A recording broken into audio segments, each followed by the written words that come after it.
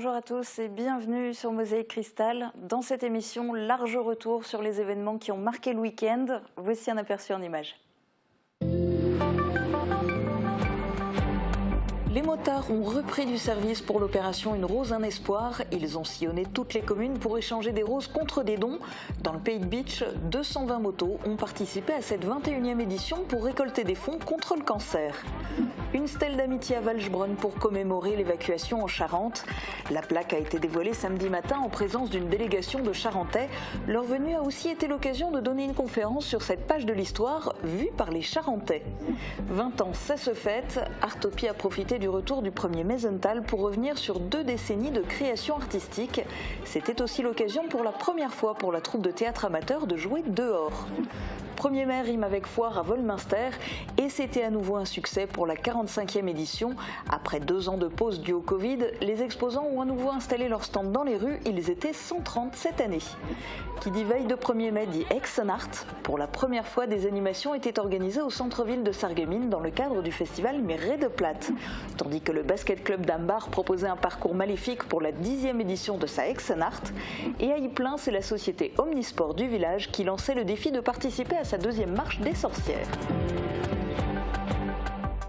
On fera aussi un focus sur la situation du bâtiment et des travaux publics. Le président de la Fédération BTP de Moselle est venu lancer un cri d'alarme. Pierre Schaeffer, bonjour. Bonjour. Et merci de participer à cette émission. Je vous donnerai largement la parole tout à l'heure.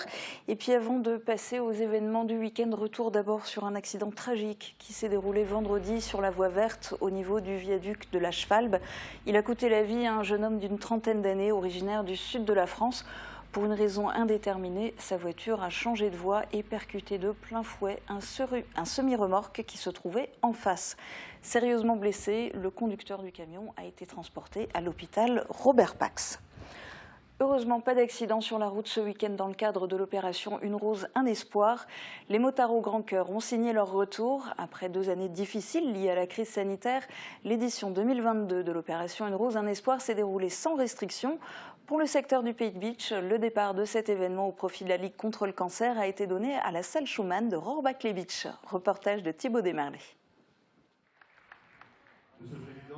Ils se sont tous déplacés pour la bonne cause. Plus de 220 motos se sont rendues disponibles pour le grand retour de l'opération Une rose, un espoir. Les motards sont venus d'Alsace, de Sarreguemines et du Pays de Bitche pour cette 21e édition. La magie des roses opère à nouveau après 2 années impactées par la crise sanitaire.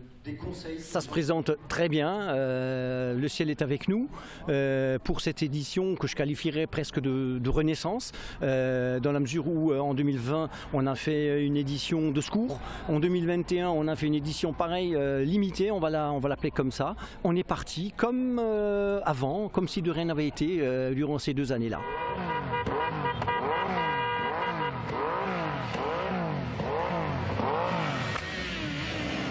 C'est un retour en force pour aider la Ligue contre le cancer.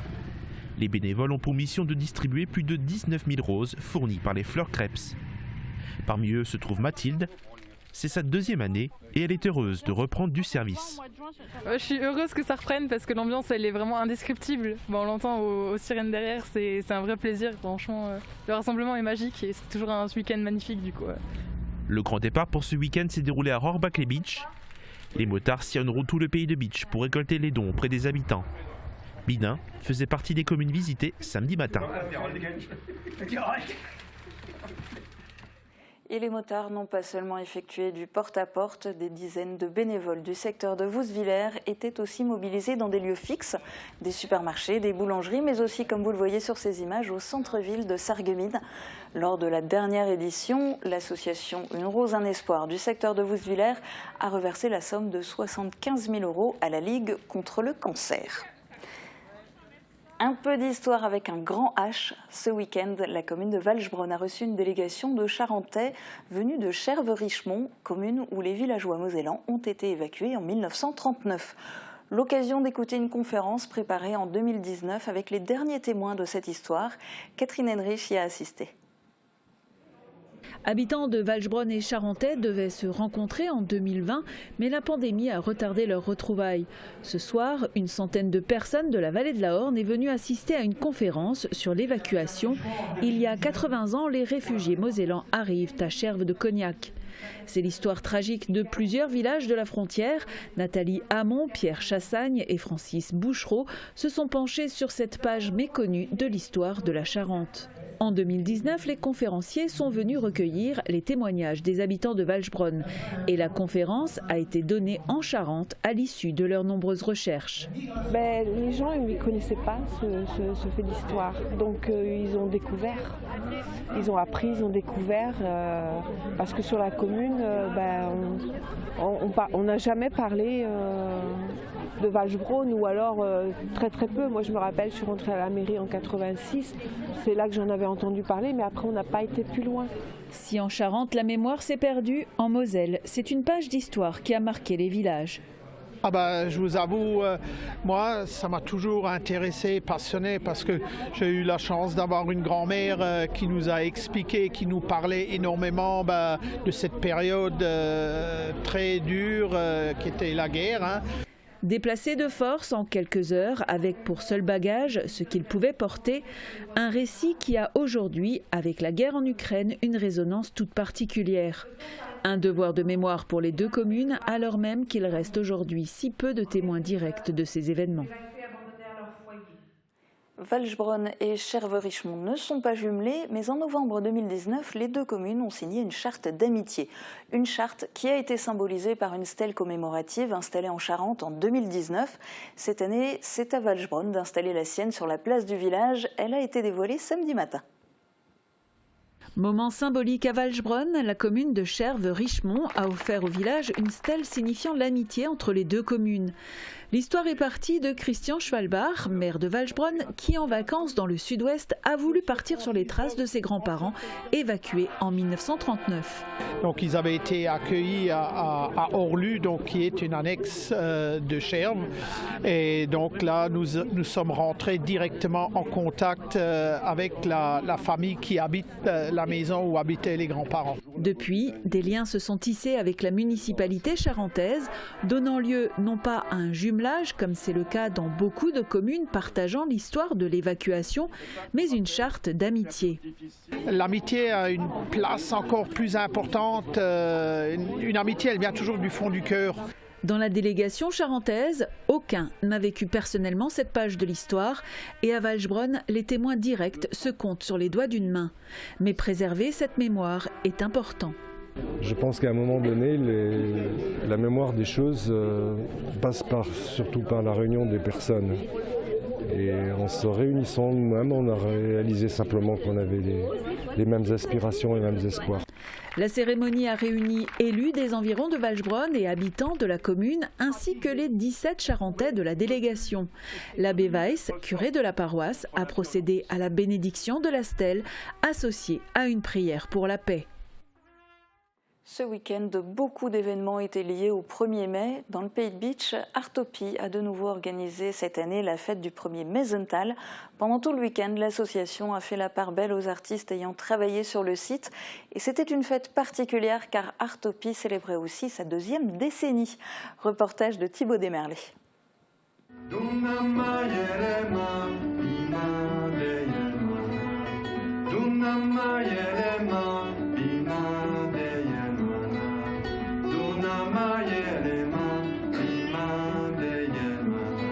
Damien et Alex du groupe Ancachalo sont deux des nombreux artistes qui ont fait de la création artistique à Artopie et qui font désormais partie de son histoire. Pour le retour de la fête du 1er Meisenthal cette année, l'association en a profité pour décorer un de ses couloirs avec des souvenirs. Une frise qui retrace 20 années d'existence. On a sorti les photos et puis on s'est dit waouh, 20 ans ça passe vite, on a tous pris un coup de vieux et puis il y a surtout plein de nouvelles têtes quoi en fait, et c'est aussi la force d'Artopie, c'est de mélanger en fait les plus anciens avec les nouveaux qui arrivent, c'est chouette.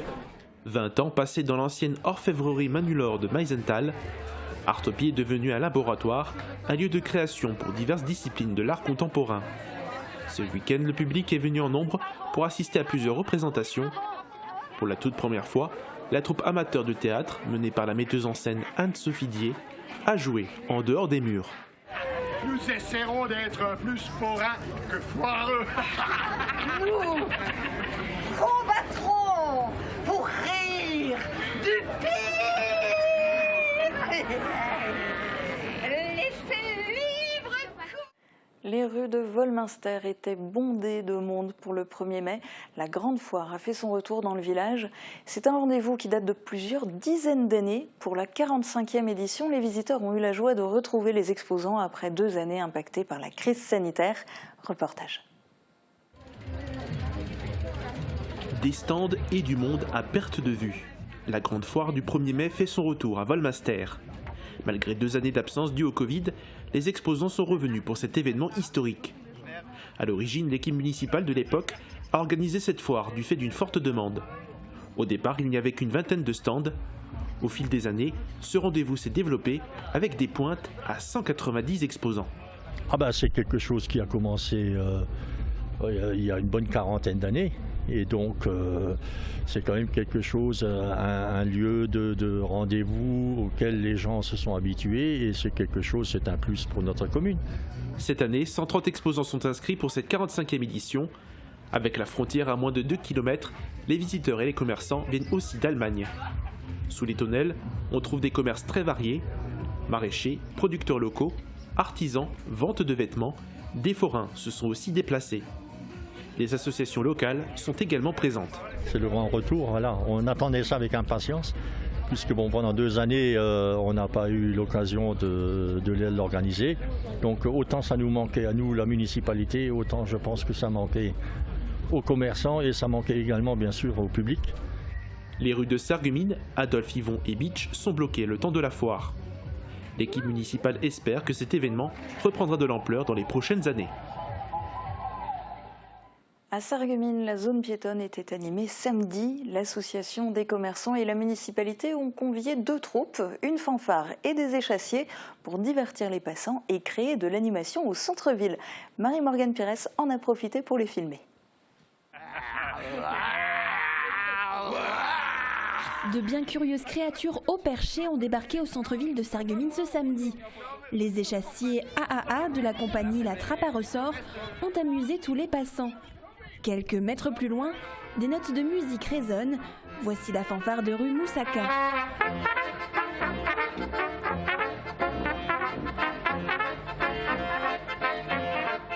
Ces 2 compagnies de la région ont été invitées par la ville et les commerçants des vitrines de Sarreguemines pour la journée intitulée « Venez chez nous ». Pour l'occasion, l'ensemble des parkings de la ville était gratuit pour permettre à tous les clients et les passants de profiter au mieux des animations. Un léger avant-goût du Festival des Arts de rue, la Saint-Paul, qui fera son grand retour fin juin. Et oui, ce sera le dernier week-end de juin et l'an prochain, le Festival de la Saint-Paul mettra les bouchées doubles pour fêter son 30e anniversaire. En attendant, Sarreguemines célébrait vendredi sa première Exenart. Les sorcières ont investi la zone piétonne. Plusieurs activités étaient au programme.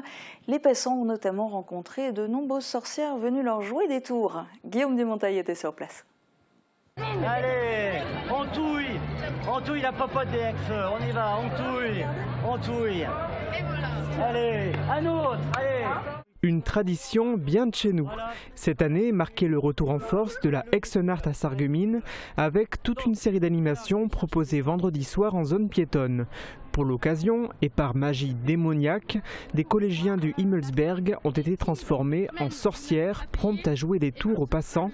Elles n'ont par exemple pas hésité à dresser de nombreuses contraventions. On distribuait des PV pour des différentes raisons. Par exemple, les gens n'étaient pas habillés en noir ou rouge, ou alors leur tête ne convenait pas, ou alors ils n'avaient pas de balai sur eux pour circuler, et d'autres raisons un peu bizarres comme ça.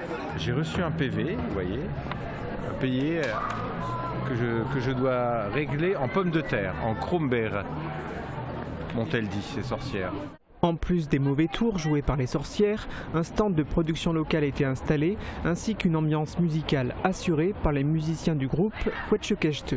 Le tout avec la même finalité. Remettre de la joie, remettre du vivant, retrouver une tradition qui se perdait quand même, ou qui parfois tournait vers des dégradations, des choses comme ça. Donc renouer avec du joyeux, du simple.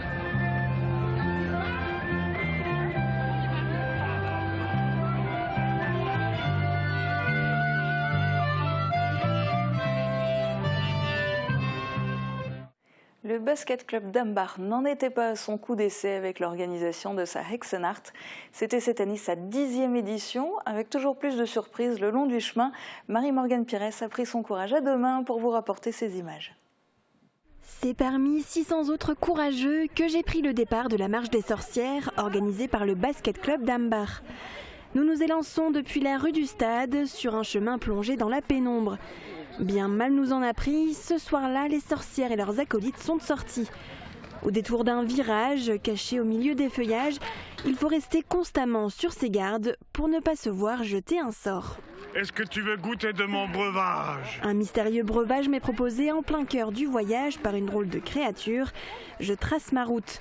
Pour seuls éclairages quelques lampes frontales, difficile de voir où l'on met les pieds. Et les surprises maléfiques qui nous attendent. La prudence est de mise. Je décide d'éteindre ma caméra pour me faire plus discrète et aussi pour ne pas tout vous dévoiler. L'an prochain, aurez-vous le courage de vous élancer à votre tour? À Ypres, c'était la seconde édition de la Hexennacht. L'événement était organisé par la société Omnisport du village.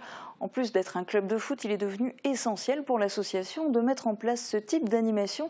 Marie-Morgane Pires s'est à nouveau glissée au milieu des sorcières. Après une première édition couronnée de succès en 2019, la SO Ypres a réitéré l'événement. Elle a organisé une marche des sorcières pour la Hexennacht. Pour le club sportif, il est important de proposer d'autres animations en dehors de ces matchs. C'est important de revoir toutes les personnes qui nous tiennent à cœur, les personnes qui nous suivent, qui nous aiment. Et aussi, ça permet de recréer un lien social nécessaire, particulièrement dans ces temps difficiles. Ces événements sont aussi un moyen de récolter de l'argent pour permettre au club de fonctionner. Une trentaine de bénévoles s'est mobilisée pour cette soirée. Les membres du club ont mis en place une marche de 8 km autour du village. Et les participants ont dû redoubler de vigilance car la Dame Blanche et un mystérieux druide se cachaient sur le chemin. Ne disait pas un mot. Elle ne répondait qu'avec de légers signes de tête, indiquant ça et là la destination vers laquelle elle souhaitait se rendre. Allez, on va laisser les sorcières et autres créatures maléfiques se reposer jusqu'à l'année prochaine. On regarde les prévisions de Météo France pour demain et juste après, on fait un focus sur le BTP. A tout de suite. Couverture, crépissage, peinture et isolation. Avec Modern Habitat, votre maison sera belle et confortable par tous les temps. Retrouvez votre programme avec le Crédit Mutuel, partenaire des grands événements de votre région. Une banque qui appartient à ses clients, ça change tout. Bonjour tout le monde, j'espère que vous avez passé un agréable week-end. Demain, nous aurons une matinée lumineuse avec de belles éclaircies. L'après-midi, le temps va se dégrader, les nuages vont se développer et donneront des averses, voire même quelques orages. Du côté des températures, en revanche, on reste sur la même lancée. Il fera 8 degrés le matin, on atteindra les 18 degrés l'après-midi. Demain, nous serons le mardi 3 mai, nous souhaiterons une bonne fête au Jacques. Le soleil nous accompagnera de 6h10 à 20h53. Passez une belle journée sur Mosaïque Cristal. C'était votre programme avec le Crédit Mutuel, partenaire des grands événements de votre région. Une banque qui appartient à ses clients, ça change tout. Un apprenti? Oui, mais quel profil? Tout type de profil, ça va du profil qui correspond à la brasserie au profil qui va correspondre à la restauration gastronomique. Les profils sont multiples, de la même manière que l'apprentissage finalement est multiple. C'est vraiment de l'apprentissage à la carte. L'apprentissage, la voie de l'excellence avec l'UFA Michel Roth. Grâce à mes appareils auditifs connectés, plus rien ne m'échappe à la télé. Les aides auditives nouvelle génération se connectent à différents accessoires. Et je ne louperai plus aucun appel de mes petits-enfants. Allô mamie? Comment ça va? Arthur, ouais, je suis trop contente de t'entendre. Avec la connexion Bluetooth, vous pouvez recevoir directement vos appels téléphoniques dans vos appareils auditifs pour une conversation plus claire.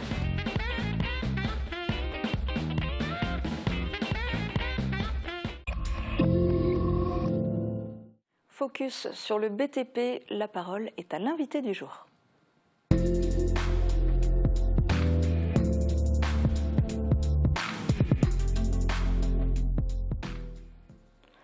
Alors Pierre Schaeffer, le BTP est en alerte maximale, vous tirez plusieurs sonnettes d'alarme en fait. L'une d'elles, c'est le problème récurrent de pénurie de matières premières. Alors c'est surtout le bois de construction qui manque ou pas seulement? C'est pas seulement le bois de construction qui manque, c'est tous les produits en fait qui sont liés au bâtiment, que ce soit la ferraille, que ce soit le plâtre, que ce soit la peinture, le bois. C'est l'ensemble des produits qu'on utilise couramment dans le bâtiment où il y a une pénurie. Alors c'est global, alors du coup il y a pénurie de pas mal de matières premières, il y a aussi difficulté d'approvisionnement parce que même quand il y en a, il faut encore réussir à les acheminer. Dans votre secteur d'activité, les délais de livraison ont augmenté dans quelle proportion? On est livré au jour le jour, on ne peut pas prévoir à l'avance, on ne peut pas négocier les prix non plus, les prix sont fixés au jour le jour comme les livraisons. Alors, il y a beaucoup de choses qui sont mondiales, il y a beaucoup de choses qui sont liées à la reprise énorme de l'activité sortie de Covid. Il y a aussi des choses qui sont liées à la guerre en Ukraine.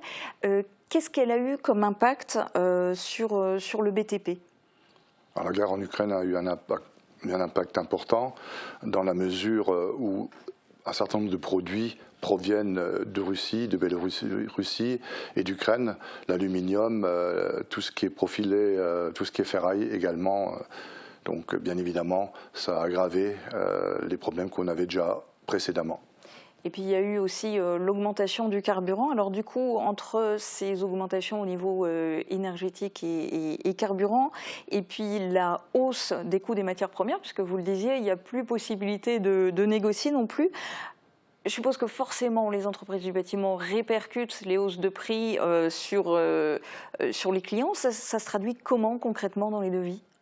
Alors tout ce qui est marché public, la révision des prix est obligatoire. On s'est battu là-dessus. Effectivement, des mesures gouvernementales ont été prises à ce niveau-là. Les marchés privés, on essaie de négocier ceux qui ont déjà été passés, on essaie de négocier au cas par cas. Donc d'expliquer aux clients que contrairement aux devis qu'ils avaient sous les yeux mais qui datent peut-être un peu, il va falloir revoir la copie, c'est ça? C'est compliqué. C'est compliqué à ce niveau-là. Maintenant, les nouveaux marchés, c'est un tout petit peu différent. Là, on peut répercuter une certaine part de nos hausses.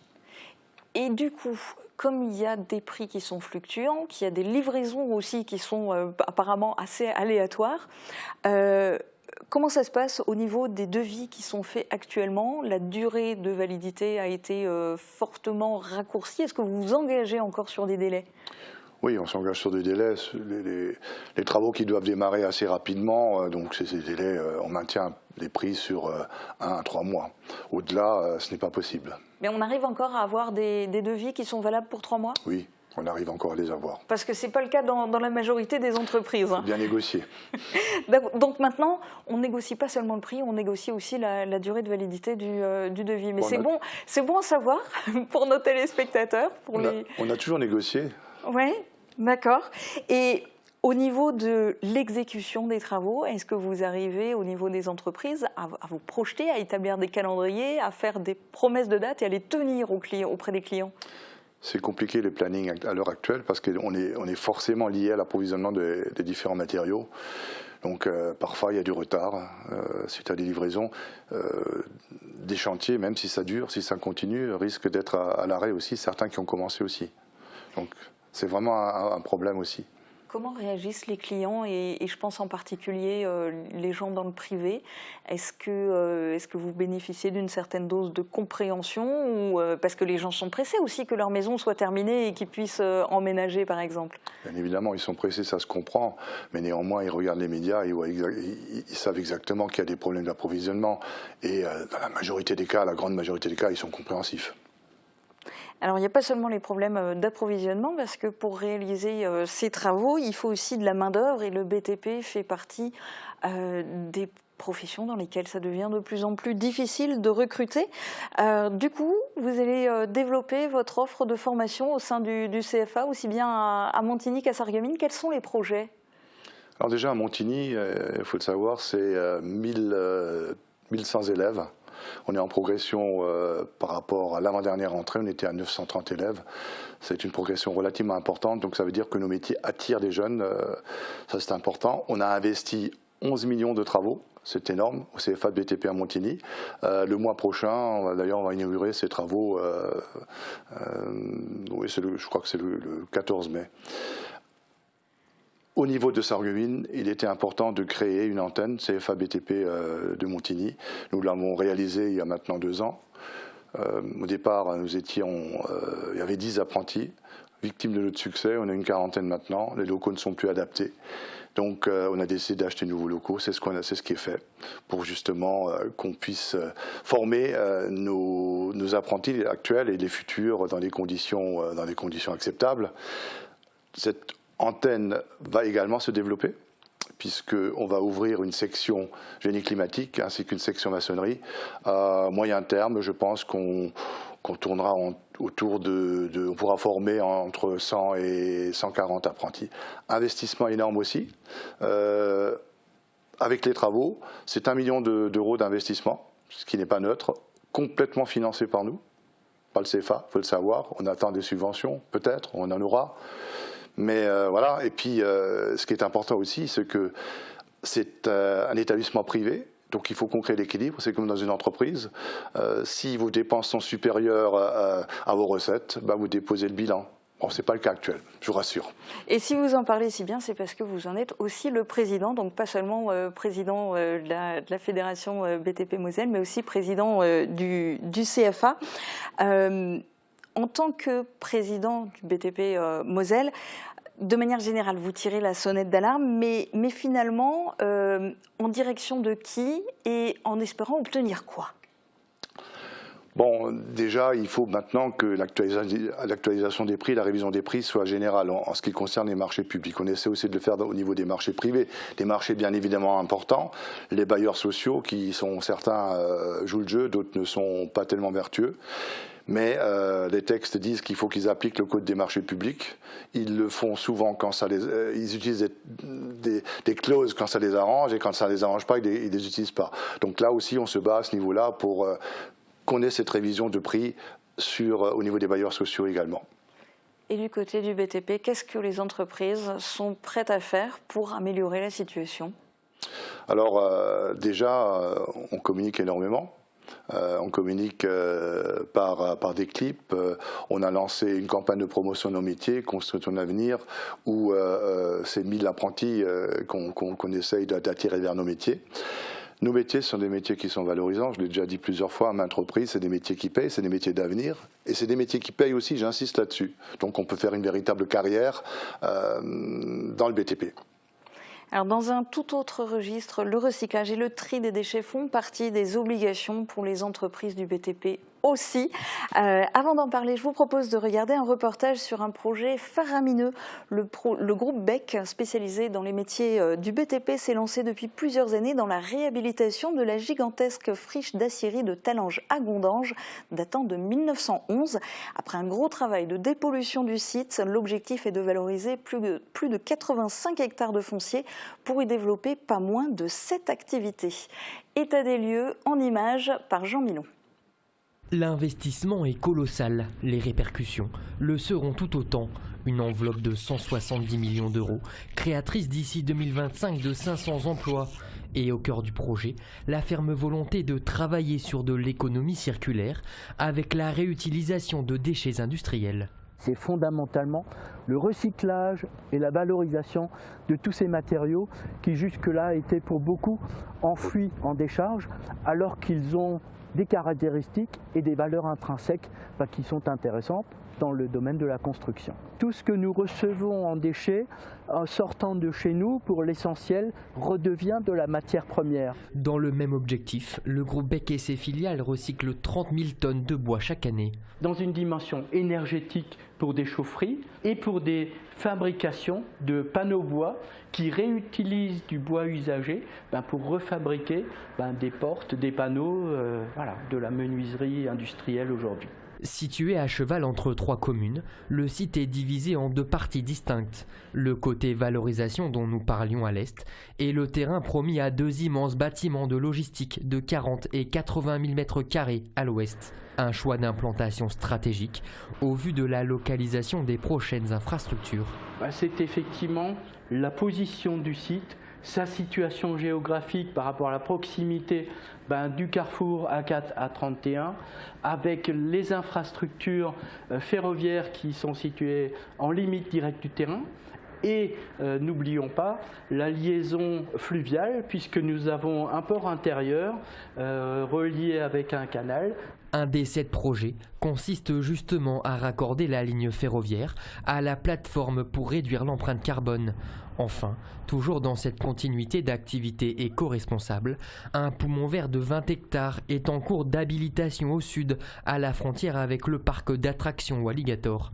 L'ambition est de créer un espace de loisirs où les visiteurs pourront redécouvrir le site et son histoire industrielle. Pierre Schaeffer, est-ce qu'on pourrait imaginer un projet de ce type dans l'arrondissement de Sarreguemines ? Certainement. La fédération est très engagée pour l'aménagement des pratiques concernant la gestion des déchets. Et je pense que ce serait une bonne idée et une bonne solution. Alors concrètement, par exemple, que font les entreprises du BTP, plutôt de notre secteur, en termes de tri, de revalorisation des déchets ? C'est important de protéger, ça fait partie de la protection de la nature aussi, tout simplement. Et il y a 2 catégories de chantiers. Donc les petits chantiers, où l'entrepreneur qui y travaille procède à l'élimination des déchets lui-même, il les ramasse et les transmet aux déchetteries. D'ailleurs, entre parenthèses, il faudrait aménager peut-être ces ouvertures de déchetteries, que ça soit ouvert tôt le matin, on commence tôt le matin, ou un peu plus tard le soir lorsqu'on arrête nos chantiers. Et après, quand c'est des chantiers plus importants, bien évidemment, il y a toute une sélection de déchets, c'est très contingenté. Après, on les assemble et puis c'est transporté vers les déchetteries adaptées pour les éliminer. Donc du travail aussi de ce côté-là. Ça fait partie des activités du bâtiment et c'est bien de le dire aussi pour les apprentis, futurs apprentis. Et vous vouliez leur lancer un dernier message à ces futurs apprentis ? Alors au niveau du CFA BTP de Sarreguemines, de l'antenne qu'on a créée, c'est ce qui est important aussi. On l'a fait aussi, et je tenais à le préciser, à cause d'un problème de mobilité. Et pour ces jeunes, parce qu'il faut les attirer vers nos métiers, être au plus proche de leur domicile. Vous imaginez un jour, vous imaginez seulement, avec les problèmes de mobilité qu'on a, qu'un apprenti qui habite Philipsbourg voudrait rejoindre le centre d'apprentissage Montigny, s'il prend les transports en commun, il mettra 2 jours pour atteindre cet objectif-là. Voilà, donc ce que je voulais aussi passer comme message, c'est que l'avenir de nos entreprises, la pérennité de nos entreprises passe forcément par la formation et passe forcément par l'apprentissage. Et donc du recrutement pour la relève avec la formation. Merci beaucoup d'être venu témoigner dans cette émission. Demain, on parlera de recrutement de grande ampleur, mais cette fois dans l'industrie. Et ce sera avec le président de Seifert France et le directeur de Pôle emploi Sarreguemines. Très bonne journée à tous, à demain.